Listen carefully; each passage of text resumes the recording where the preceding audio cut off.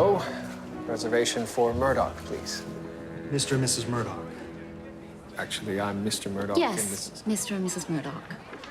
Murdoch and Ogden's honeymoon is something that we were excited to deal with in light of them getting married, and it was just a matter of figuring out something that would be fun for them to do in another place. So we thought New York was exactly where they would go. Honeymoons had originated as family events. By this era, 1902, it would be just the wedding couple who went on the honeymoon. But it would probably be something like a night in a hotel or a weekend in a hotel. It might be, for example, Niagara Falls, which was already famous by 1902 as a honeymooning place.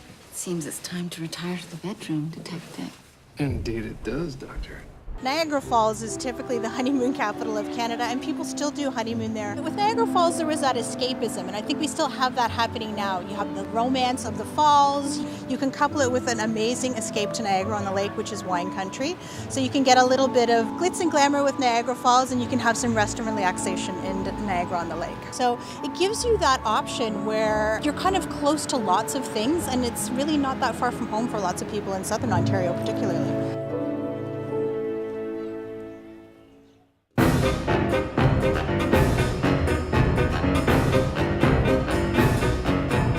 Cars have arrived. Yeah, it's really fun. Ever since a few years ago when they did an episode featuring Ford and James Pendrick inventing an electric car, we felt like it was time to really do a story about cars, about the people who loved them and advocated for them at the time, and about the crazy things that might happen when people were unfamiliar with them.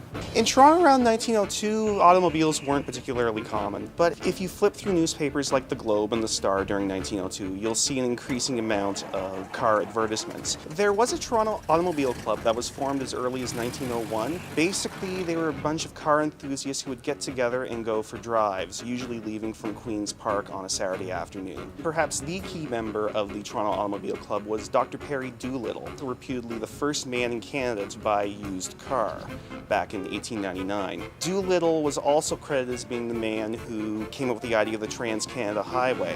If every man has a motor car, the streets will be overwhelmed. Then we'll build more streets, all interconnected with a single roadway that reaches from coast to coast. Now that's an idea.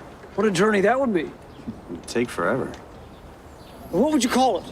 The Transverse Continental Motorcar Thoroughfare. It's a bit of a mouthful. Maybe just the Trans-Canada.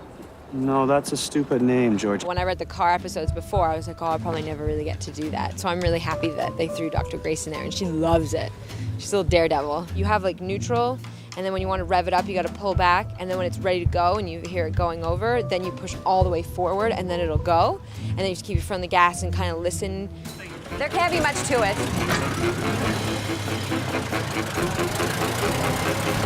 Watching Georgina drive that old car today was hilarious. I really enjoyed that.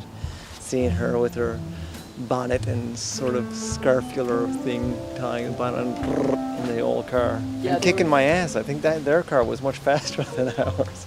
This one hasn't been running for probably about maybe 20 years. There's accidentally water got left in it and it froze the cylinder head, so we had to pull that off and repair it. But the rest of it was still okay. We just put a gas and oil in it and check and make sure it's got some spark, and then away it went. They're fairly simple. There's not too much that can go wrong with them. As long as there's gas and spark and compression, they'll start. Very difficult to accelerate on any kind of incline. Not a whole lot of mustard on those cars. The best comparison is it's kind of like driving a lawnmower. Just the fact that chasing each other in these cars at all is sort of absurd. This is called a process trailer. It's a very low profile trailer. If you put a car or anything on it, it doesn't look like it's really elevated above the road. And the other nice thing about it, it's very wide, legally wide, like a semi. So basically you can get the camera in the front and you can get the camera at the side at the same time. For all the close-ups of the actors, now they don't have to concentrate on actually physically driving the car. It makes it way less complicated. I've done driving scenes before where I had to actually be in the car. You're kind of so aware of driving and speaking that you get a bit nervous, so it's kind of nice to just be on the rig. We're carrying too much weight. Jackson, you're slowing us down. Well, jump off, man. I don't get to work with Georgina very often, just odd scenes here and there. So it's nice to spend a few days with her and actually do a few scenes. Got quite some big scenes. I've always really liked the chemistry between Breckenridge and Grace when we have had to do scenes together. It's very playful and It's great to work with Tommy. Like, I think he's a fabulous actor. It was very chitty chitty bang bang. I don't have any interest in cars whatsoever. I do own a car. It gets me from A to B, to the shops, kids. That's it. I'm not like Johnny Harris. Johnny Harris makes love to his cars. I'm a bit of a motorhead. I've always been into cars and motorbikes. I got a 98 Corvette, a couple of motorbikes, and a Jeep that I keep back in Newfoundland. I've never bought a car, but I'm going to buy a car soon. So I do like the old kind of classic looking cars, like a Beetle or a Mini. I like the Fiats, very European cars. But yeah, she's all right. Rio. We have to name her. Betty, I think her name is. Red Betty. Dundas is just a little west of Hamilton. It's really part of Hamilton, but it is a town unto itself. There are so many good features about Dundas. It's a great place to live. It's a wonderful place to shop. There are great studio tours, a fantastic art school that's been here for 50 years. Great food, great restaurants, great small independent food stores. Just even to walk up and down the main street is fantastic. All right, lads, on we go. Ontario is ours for the discovering. 1 second, Louis. Depress the pedal. Yep, there we are. Depress the gas. Yep. Put your back into it. Try. Good man, Higgins. Good man. Nice.